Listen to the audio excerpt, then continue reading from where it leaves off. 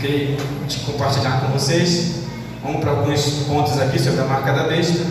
É um tema bem interessante e muito, podemos dizer assim, polêmico. Não porque a Bíblia deixa que o assunto fique polêmico, mas porque muitas pessoas pegam esse assunto e transmitem de uma forma fora do contexto. Olha só, para a gente começar a entrar no assunto, tem alguns exemplos aqui de que algumas pessoas acreditam o que é essa marca da besta, né?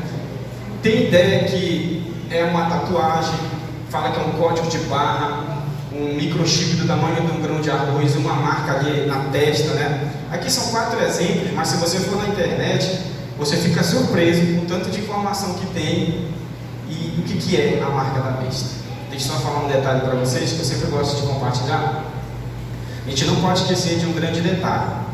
O objetivo do livro de Apocalipse, ele foi escrito, ele de certa forma é uma denúncia do que Satanás viria fazer no futuro, ok? Então quando você olha para o livro de Apocalipse e pensa dessa forma, então quando você vai estudar e vai ler ele, você vai perceber o seguinte: Deus está mostrando para mim e para você o que Satanás faria para poder enganar a mim e a você. E outro detalhe, ele trabalharia dentro da religião, dentro da igreja. É por isso que esse tema, ele tem muita ideia, né? Cada igreja ali, fora do contexto, algumas igrejas fora do seu contexto bíblico, transmite a mensagem da forma que eles entendem, ok? Mas a gente vai deixar a Bíblia falar no contexto geral, para a gente entender o que isso significa. Será que realmente eu já recebi essa marca? Ou o que eu preciso fazer para não receber? Okay? Será que na Bíblia tem um exemplo de alguém que recebeu essa marca? É isso que a Bíblia vai compartilhar para nós hoje. Então olha só, primeiro, a gente tem que entender o sinônimo da palavra besta. Besta, quando fala assim, fulano é besta, eu posso estar falando que ele é um estúpido, um tolo, um ignorante, uma mula, um ingênuo ou um animal propriamente dito, né? Então é até uma palavra um pouco pesada quando se fala assim, o fulano de tal é abestado, né? É besta. Pode se enquadrar com qualquer isso aí, vai depender do contexto que ele está aplicando para você, ok? Então olha só, quando a trindade falsa se manifestar, em seguida vem a marca da besta. Eu uma vez compartilhei com vocês aqui que Satanás, ele vai levantar a besta da terra e a besta do mar. Juntamente com ele vai fazer uma trindade, não é isso? E nós acreditamos, de acordo com a Bíblia, que a Bíblia apresenta para nós o nosso Deus triuno, que é o Deus Pai, Deus Filho e Deus Espírito Santo, correto? Essa é uma doutrina da Igreja Adventista, nós pregamos essa verdade baseada na Bíblia e nós acreditamos que o nosso Deus é a Trindade, ok? Apesar da gente não encontrar a palavra Trindade na Bíblia, mas nós acreditamos e temos textos que comprovem essa verdade. Então Satanás, ele vai levantar a Trindade dele. Quando ele levantar a Trindade dele, que é a besta da terra, a besta do mar e o dragão, que a gente já falou em outra oportunidade aqui, aí vai ter aquele contexto. O Deus verdadeiro, com a sua trindade verdadeira, que a gente acredita na Bíblia, e a trindade falsa. E o contexto do Apocalipse fala que cada um vai marcar o seu, não é isso? O Deus verdadeiro, da trindade verdadeira, vai marcar os seus, e a besta, com a sua trindade ali, vai marcar os delas.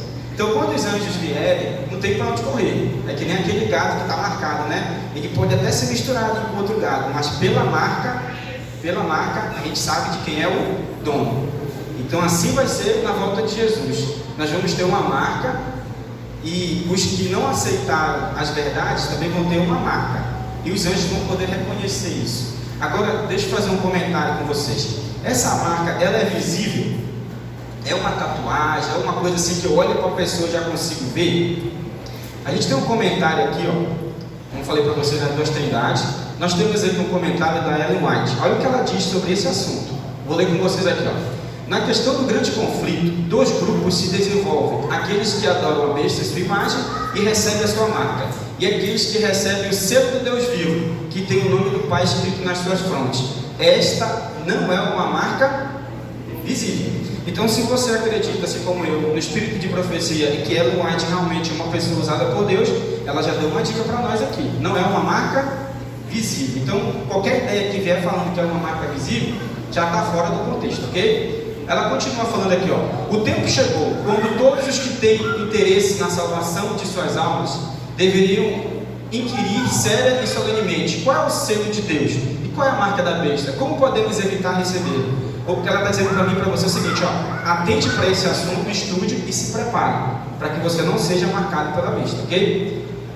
Vamos ler o texto que fala sobre esse assunto, Apocalipse 13, 16 a 8. Abre essa Bíblia aí, está aberta, né? Vamos ler o texto aqui que fala desse assunto. 16 a 8, diz assim, ó, acompanhe comigo aí na sua Bíblia. A todos os pequenos, os grandes e os ricos, e os pobres, e os livres e os escravos, faz que lhe seja dada uma marca sobre a mão direita ou sobre a fronte, verso 17, para que ninguém possa comprar ou vender, senão aquele que tem a marca, o nome da besta, ou o número de seu nome, verso 18, aqui está a sabedoria, aquele que tem entendimento calcule o número da besta, pois é número de homem. Ora, esse número é o 666. Bom, a Bíblia falou do que é, e falou assim, é um número de homem, e deu o número para nós. Eu separei alguns pontos aqui do texto para a gente poder compreender. Olha só, mão direita e testas, né? Comprar ou vender, calcular o número de homem, 666. Então, onde vem isso? A gente tem que entender o seguinte, ó, o livro de Apocalipse, toda vez que ele tem um texto assim um pouco difícil de se compreender logo de cara, pode procurar na Bíblia, que em algum outro livro do Antigo Testamento ou até do Novo, vai ter uma referência desse assunto. Porque a gente acredita que quem estava por trás das Escrituras, tudinho era quem? O Espírito Santo, Deus, né? Então é por isso que a Bíblia tem essa liga, pode dizer assim, uma liga, né? De um texto se ligar com o outro. A gente chama até de hiperlinks, né? De link. Um texto liga com o outro, lá no Antigo Testamento, que faz eu entender com clareza esse texto. Então, como isso é verdade, eu convido a vocês a abrir em Deuteronômio. Vamos lá em Deuteronômio. Deuteronômio está falando desse assunto também. Volta lá na sua Bíblia, deixa o Apocalipse 13 marcado, não desmarca. Nós vamos tratar desse assunto novamente. Agora vai para Deuteronômio, capítulo 6, verso 4 ao 1.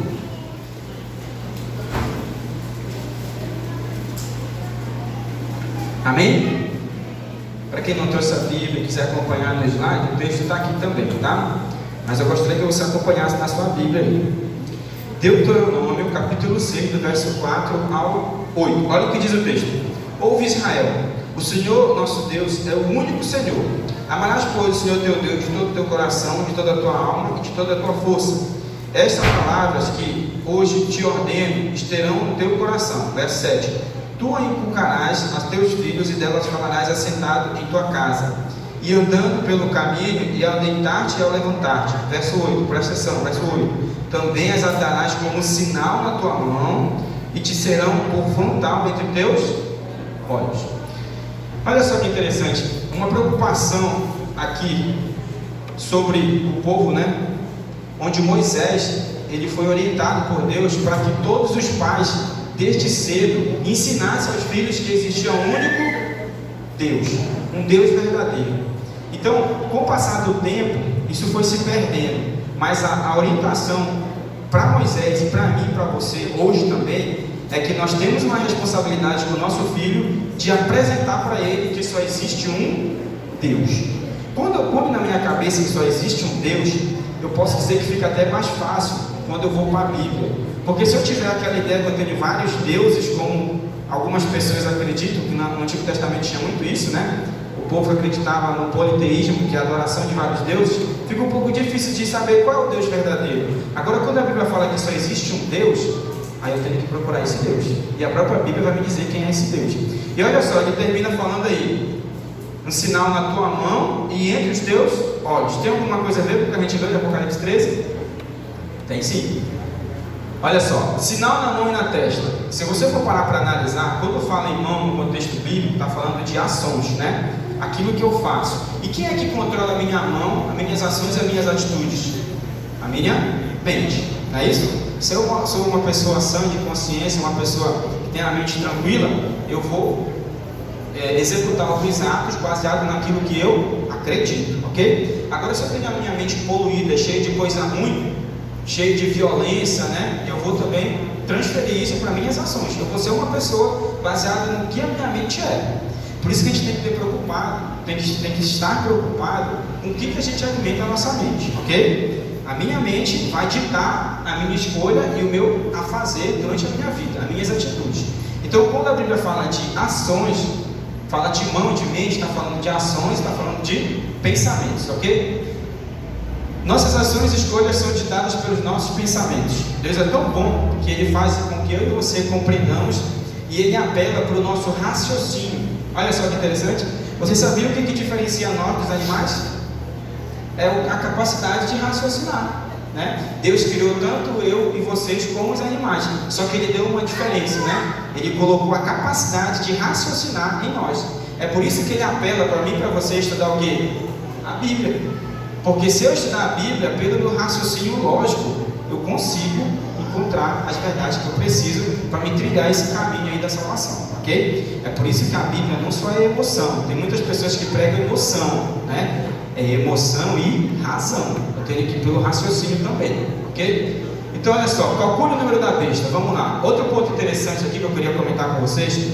Apocalipse 13, ele está diretamente linkado com Daniel também, tá? E nesse texto aqui da marca da besta, nós vamos ver uma história em Daniel 3. Você que estuda a Bíblia já sabe o que eu vou falar, né?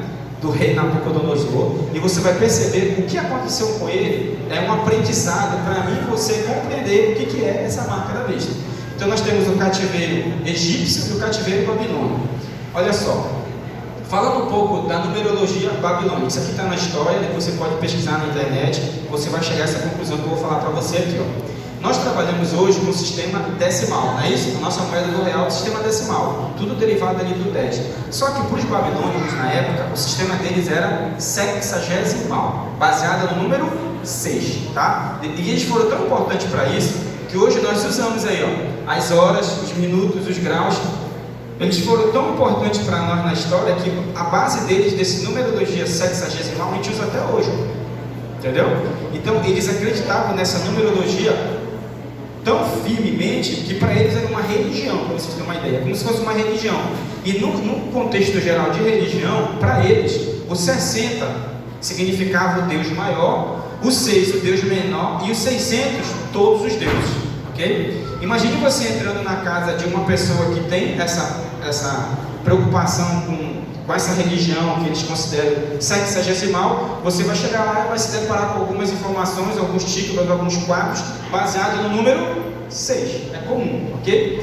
Então olha só, região babilônica era baseada na numerologia do sistema sexagesimal. Aqui já tem uma dica para nós, tem a ver com o 666. Olha só que interessante. Então vamos aqui entender o que aconteceu com o rei Nabucodonosor. Eu não vou ler o texto para vocês, mas eu vou lembrar da história. Mas você pode depois na sua Bíblia procurar lá e fazer seu estudo. Lá em Daniel capítulo 1 tem a história de Daniel e os seus 3 amigos ali, Sadraque, Mesaque e Abednego, né? A Babilônia vence Jerusalém e pega alguns, né, como escravos. E dentre eles estavam esses 4 personagens aqui que você conhece. E o interessante é que nesse momento aqui é apresentado o banquete do rei para eles se alimentarem das iguarias do rei. E eles, como tinham uma prática de alimentação saudável, baseado lá em Levítico, que você conhece, eles tomaram a decisão de não se contaminar com esses alimentos, porque lá tinha de tudo. Se você for ler o capítulo 1 de Daniel, você vai ver lá que a alimentação era fora do que Deus pede para mim e para você. Então eles decidiram não se contaminar, e eles fizeram um teste, né? Desafiaram o rei, me dá só legumes e águas, né? Está lá em Daniel capítulo 1, e depois você vem fazer um teste com a gente aqui. Eu resumi a história aqui. Você conhece a história, eles foram desafiados, se alimentaram, e o rei veio fazer um teste com ele. A Bíblia fala que eles ficaram 10 vezes mais sábios, ok? Nessa primeira história, Deus está se apresentando para o rei Nabucodonosor através do testemunho de Daniel e seus amigos, ok? É Deus chamando. Deixa eu chamar a atenção de você aqui também com um detalhe. A gente pensa que Deus, de uma maneira extraordinária, de um poder incomum, sobrenatural, vai lá converter o coração de uma pessoa. Ele pode fazer isso? Pode, que ele tem poder. Mas Deus, ele trabalha dessa forma aqui, ó. Ele usa eu e você para se apresentar para alguém, ok? Então Deus estava usando o testemunho dos 4 hebreus aqui para se apresentar para o rei. Esse é o primeiro contexto, olha só. Só que a história continua. Olha só o que diz aqui, ó. Apresentador. A história continua. Aí você vem aqui para a segunda parte. No Daniel capítulo 2 tem a história do sonho. Eu não vou entrar em detalhes, só quero que você entenda a sequência. No Daniel capítulo 2, o rei tem um sonho com uma estátua, e essa estátua falava que o império dele ia cair, correto? Nessa estátua, para você ter uma ideia, você pode pesquisar lá, a cabeça é Babilônia, e estava falando para ele, quando Daniel interpreta o sonho, que a Medo-Persa ia sitiar a Babilônia e ia vencer o império dele. Você imagina o rei receber essa informação, né? Em outras palavras, Daniel está falando assim: olha, rei, você vai sair do poder, teu império vai cair, vem outro e vai assumir. Então o rei recebeu essa informação, mesmo não gostando, reconheceu o poder de Deus através da interpretação do sonho, mas como passar o tempo, parece que esquece, né? Isso acontece com a gente também. Deus executa maravilha na nossa vida, mas passa o tempo, cai na rotina, a gente esquece o poder de Deus.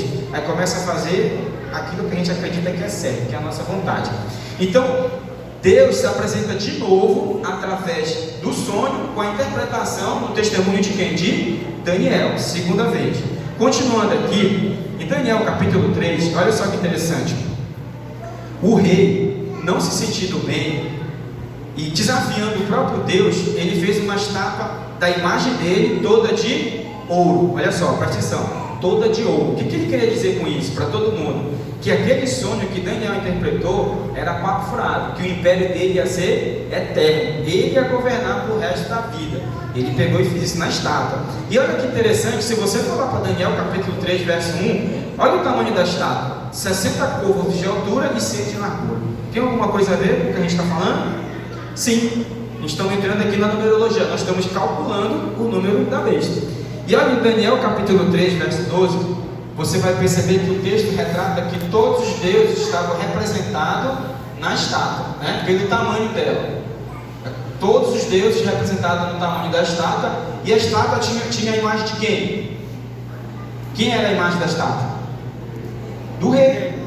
Quem é que estava se entronizando? Quem é que estava dizendo que era o Deus ali? O próprio Nabucodonosor.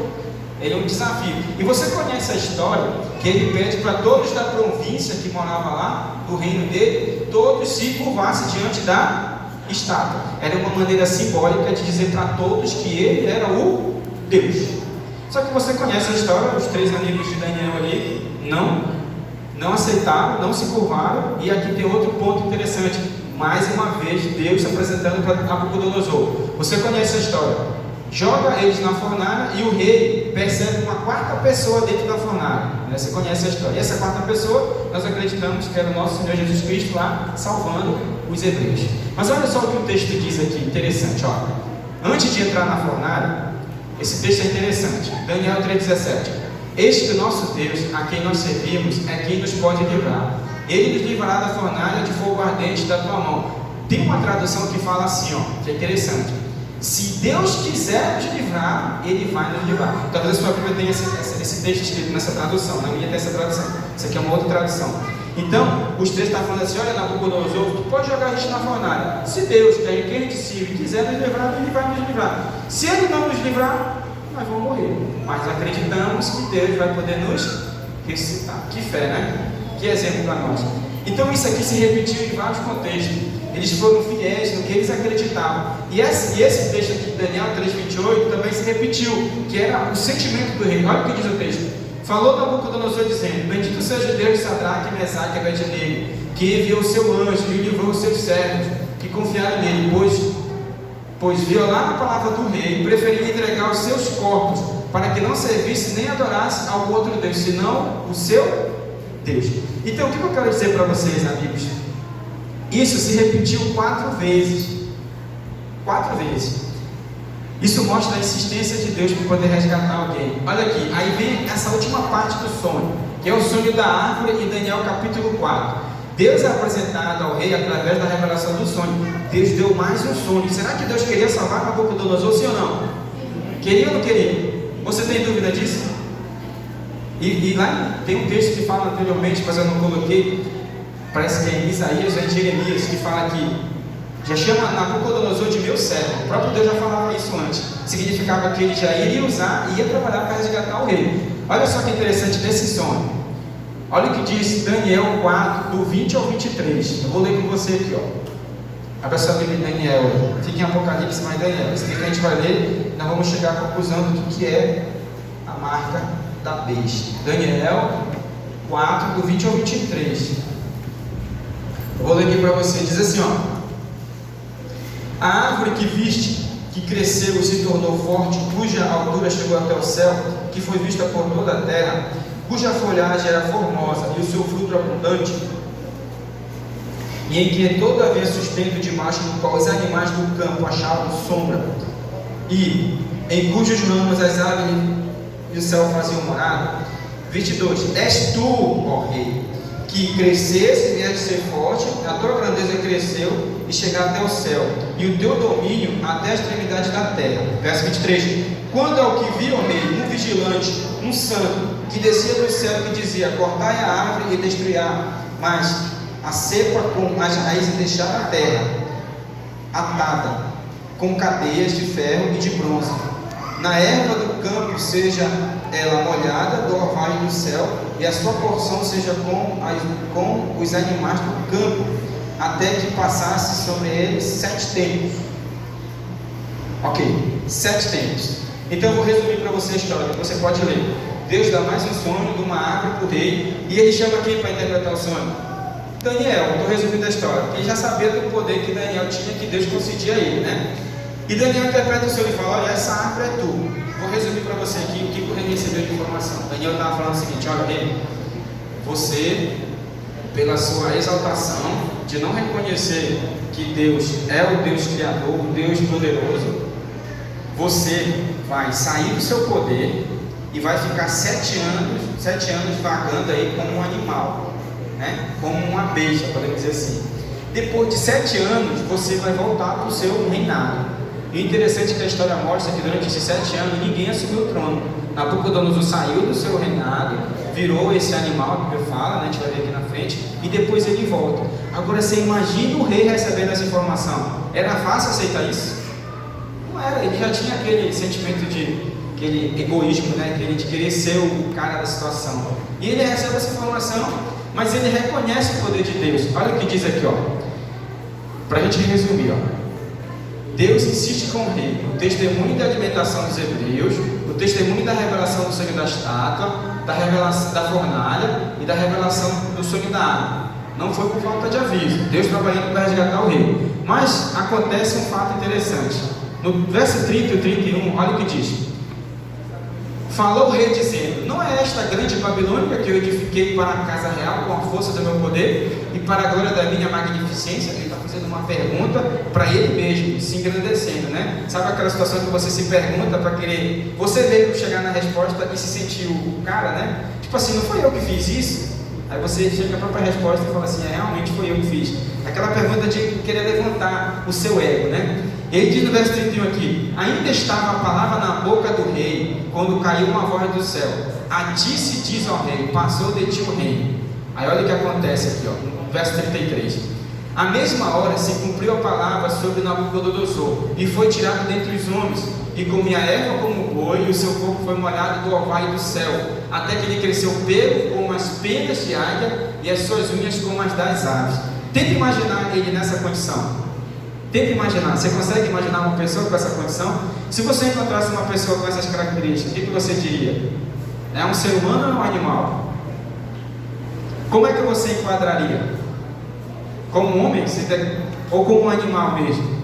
Eu tentei buscar essa figura. Aqui está ilustrando ele comendo pasto, né? Mas eu fiz uma pesquisa na internet. Uma figura que mais se aproximou da condição dele é essa. Dá para vocês verem ele. E ele chegou numa condição que ele está bem reconhecível. Claro que a gente sabe que não é propriamente dizendo que é essa condição, mas é uma figura que se aproxima do que é. Agora deixa eu chamar a atenção de vocês para um determinado ponto aqui. Quando não aceitamos as verdades da Bíblia, deixamos de usar aquilo que nos diferencia dos animais, que é a capacidade de... Deixa eu falar uma verdade para você aqui. Não é eu que estou falando, é a Bíblia.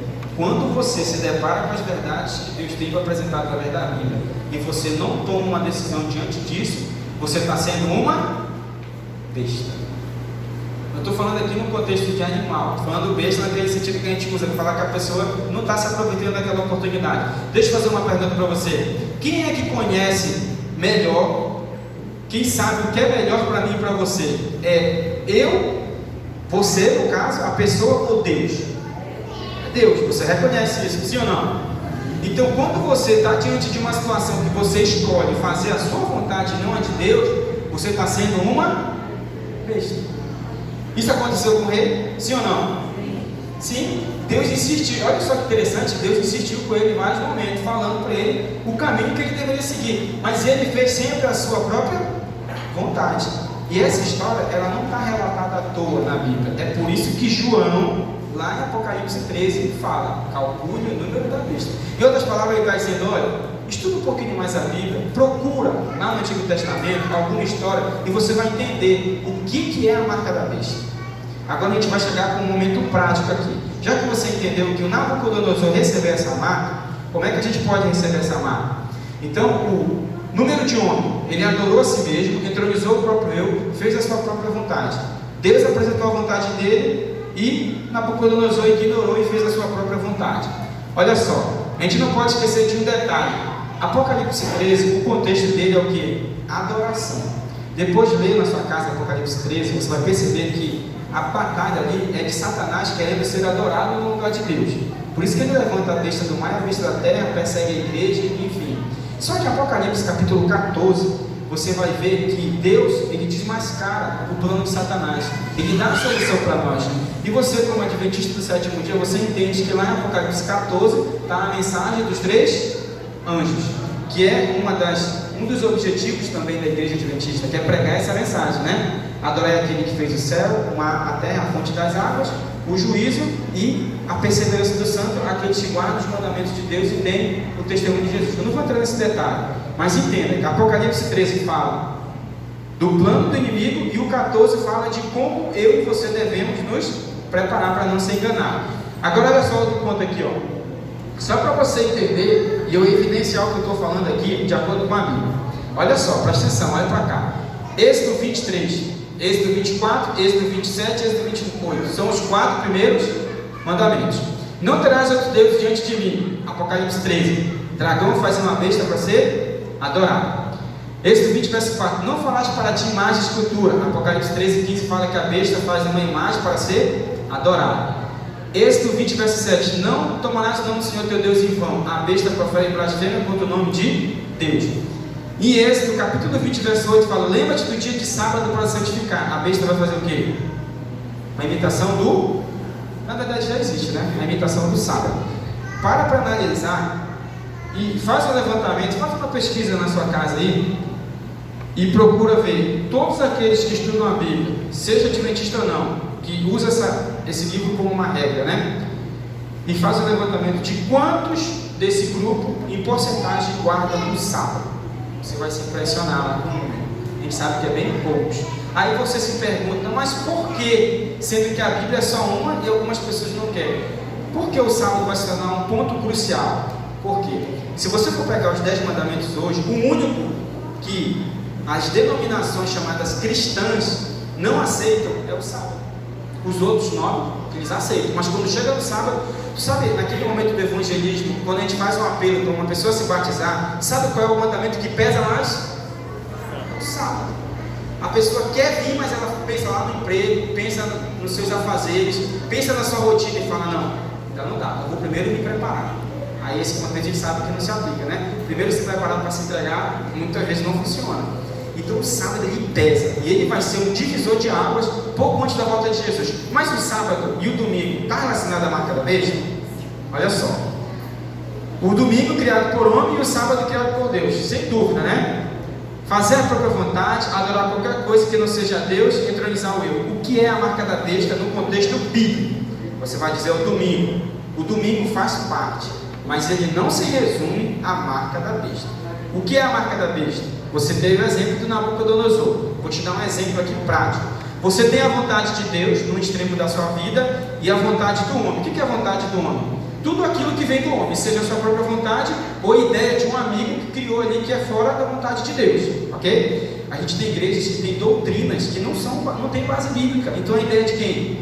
De homem, entendeu? É vontade de quem? De homem. Então olha só, você tem o primeiro exemplo. Tem um dia de adoração, Deus fala que é o sábado e o homem fala que é quê? O domingo. Aí você escolhe qual que você vai guardar, qual que você vai adorar a Deus. É uma decisão sua. Aí Deus fala que nós devemos devolver o dízimo e as ofertas. E você vai lá por algum motivo não devolve, ou Deus fala que é 10%, você devolve 7, 8, não sei. Mas Deus fala o que é para fazer, e você escolhe se vai fazer a vontade de Deus ou a vontade de homem. E aí vai, irmãos, eu vou passar aqui, estudar a Bíblia. Você tem que estudar a Bíblia diariamente, e você muitas vezes não quer estudar. Pregar o Evangelho, a gente fala que toda pessoa que se batiza, se converte, ela tem que entrar na missão, senão ela não vai se fortalecer. Aí você fala, não, eu vou ficar aqui na igreja só de boa, esperar a volta de Jesus. É assim que funciona? Não, a vontade de Deus é que você se envolva, que você descubra o seu talento. A gente falou isso na escola sabatina hoje.